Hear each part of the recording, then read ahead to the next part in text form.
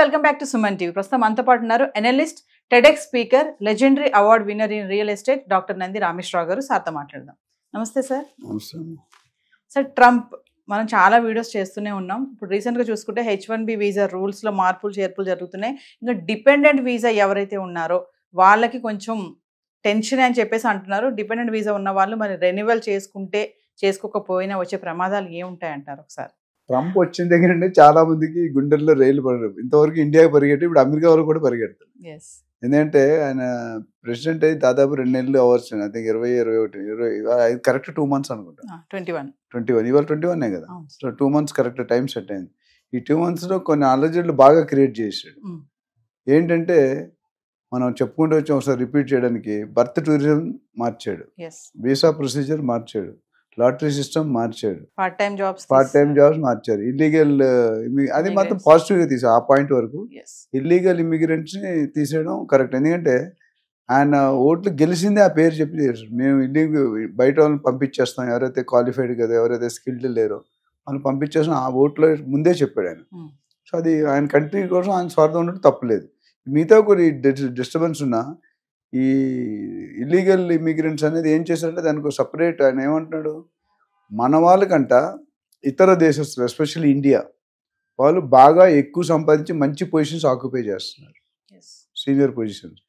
బిజినెస్లో కూడా కన్సల్టెంట్స్ కూడా మన దగ్గర మన వాళ్ళు ఎక్కువ అరేంజ్, రెస్టారెంట్స్ కానీ, హోటల్స్ కానీ, మిగతా హాస్పిటల్స్ కానీ, ఇంజనీరింగ్ ఇన్స్టిట్యూట్ కానీ, అందరూ కూడా అమెరికన్స్ కంటే మనం బాగా పోయింది. Because our IQ level is very good compare to other literacy in India. North ఇప్పుడు వెళ్తున్నాను నేను, బీహారు, యూపీ చూస్తే లిటరసీ ఉంటుంది అక్కడ 5-10% ఉంటే ఎక్కువ. మనం 90% లిటరసీ ఉంది ఎక్స్ట్రా విలేజ్లు బట్టి తీస్తే. నేను ఒక DLF అనే కంపెనీ లాంగ్ వే ఒక క్యాప్షన్ పెట్టేది, every 4th engineer from America is from India. In America is from India.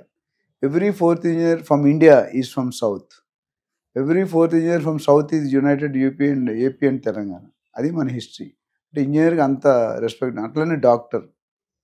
ఈ విధంగా చూసుకుంటే ట్రంప్ గారు ఏమంటారంటే, ఎంతవరకు మన ఇండియాని ఎంచుకోవడానికి కారణం ఇండియా కానీ, చైనా కానీ, మెక్సికో కానీ, పనామా ఇవన్నీ కూడా ఎందుకు, our labour cost is very cheap.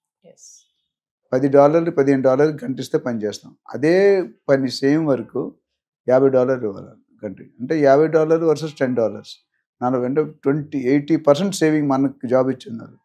కానీ అక్కడ ఏమైందంటే ఈ ఫేక్ సర్టిఫికెట్స్, కన్సల్టెన్సీ ద్వారా మ్యానిపులేటింగ్, డబ్బులు ఇచ్చి వెళ్ళడం, గ్యామ్లింగ్, ఇవన్నిటిలో అవుట్పుట్ పడిపోతుంది. అక్కడ వాళ్ళు కూడా ఎఫిషియన్సీ పడిపోయి, ఇప్పుడు మంచి యాంకర్లు అయితే సుమన్ టీవీకి వ్యూస్ రావు కదా.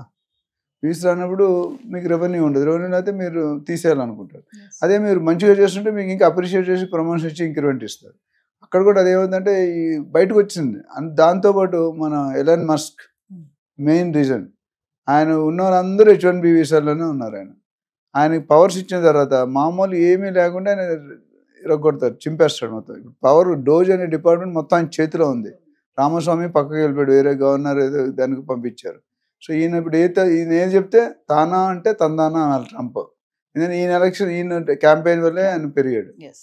సో అక్కడ ఇద్దరికి కొద్దిగా వచ్చి క్లాష్ అనే కాంప్రమైజ్ అవుతున్నారు. ఇప్పుడు ఎలాన్ మస్క్ ఏం చేస్తున్నాడు, ఆయన బిజినెస్ ఎస్టాబ్లిష్ అవ్వాలి, ఆయన ప్రకారం ఆయన లాస్ కొన్ని ఉన్నాయి, ట్రంప్ లాస్ కొన్ని ఉన్నాయి, వీళ్ళిద్దరు కలిసి కామన్ లాస్ కొన్ని ఉన్నాయి. ఇప్పుడు ఏమవుతుందంటే డిపెండెన్సీలో జనరల్గా అంత ముందు ఏమైందంటే తల్లి తండ్రి అక్కడ ఉండి పిల్లలు అక్కడ పుడితే 21 years వరకు డిపెండ్ ఉంటాడు. తర్వాత స్టూడెంట్ వీసా వచ్చేస్తుంది.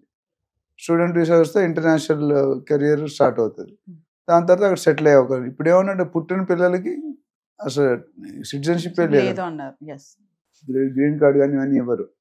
మరి వాళ్ళు ఎక్కడికి వెళ్ళాలంటే తల్లిదండ్రులకి పిల్లలు అక్కడ పంపించాలా. అది అయిపోయినట్టుంది, February 20 వరకు ఏదో డేట్ ఉంటుంది కదా. కోర్టులోనే ఉంది సార్, ఇంకా ఆర్డర్ రాలేదు.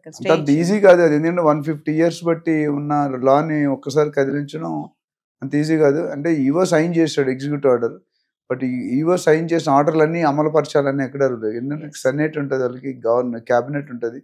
మనకి ఎట్లయితే ఇక్కడ క్యాబినెట్ ఆమోదించారు అక్కడ కూడా ఆమోదిస్తేనే, లేదా బ్యాక్ టు పెవిలియన్ వస్తుంది. బట్ ఇప్పుడు యాజ్ ఆఫ్ నో హోల్డ్ లో ఉంది. అంటే ఇవ్వనని చెప్పట్లేదు, ఇస్తానని చెప్పట్లేదు. సరే, ఇంకో విషయం ఏంటంటే H1B వీసాకి ఇలాంటి మార్పులు చేర్పులు చేయడం వల్ల అమెరికన్స్ చాలా ఇబ్బంది పడుతున్నారు అనేది ఒక విమర్శ అయితే నడుస్తుంది. దీన్ని ఎలా చూడొచ్చు అంటారు? ఒకటి ఫ్యాక్ట్ గా చెప్పాలంటే మన వాళ్ళు బయట వాళ్ళు ఎక్కువ వచ్చి ఆక్యుపై చేసి వాళ్ళకి జాబ్స్ లేవనేది ఆల్రెడీ అంత ముందు. ఇప్పుడు నేను అమెరికన్స్ కూడా కొన్ని రూల్స్ పెడుతున్నాను. ఆ రూల్స్ వల్ల ఇప్పుడు బోత్ సైడ్స్ క్రికెట్లో డబుల్ స్పిన్ అటాక్ అంటాయి. రెండు పక్కల స్పిన్ అంటే ఒకసారి రన్ రావు, వికెట్లు పడిపోతాయి, క్లోజ్ ఫీల్డింగ్ పెట్టి.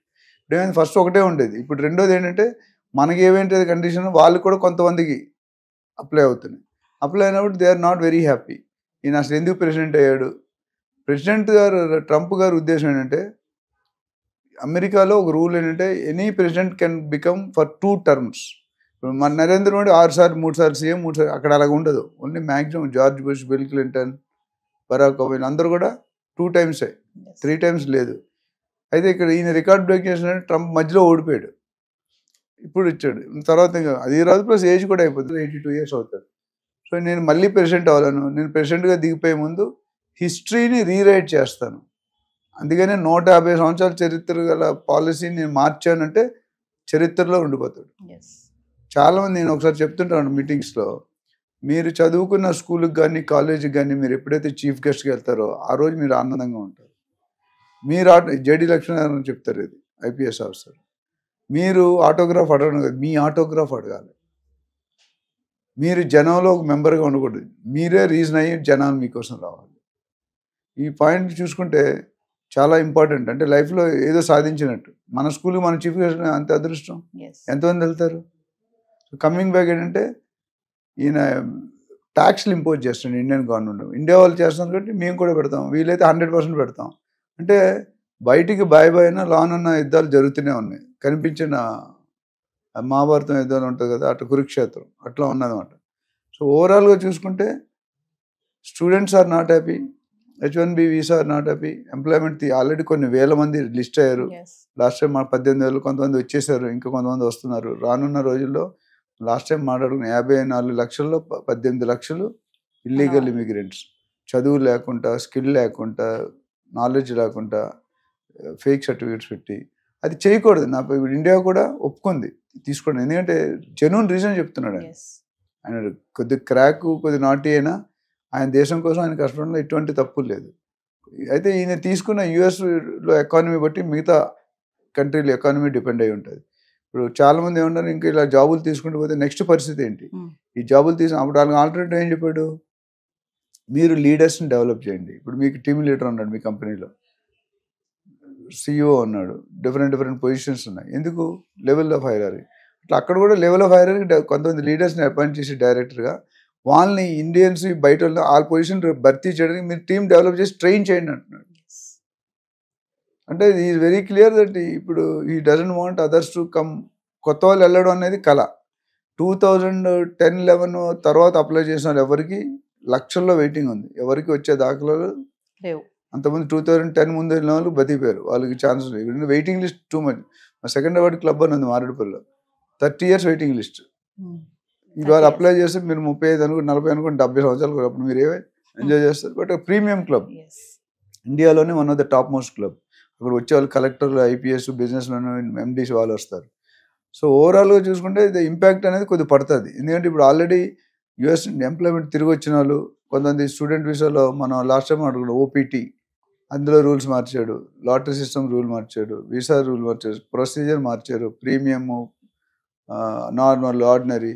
సో ఇవన్నీ చూసుకుంటే ఇంపాక్ట్ అనేది ఇండియా మీద డెఫినెట్గా కొద్దిగా పడుతుంది. ఇప్పుడు ఏమంటారంటే మీరు కానీ ట్యాక్స్లు తగ్గించకపోతే మేము డబుల్ ట్యాక్సేషన్ చేస్తామని చేస్తున్నాం.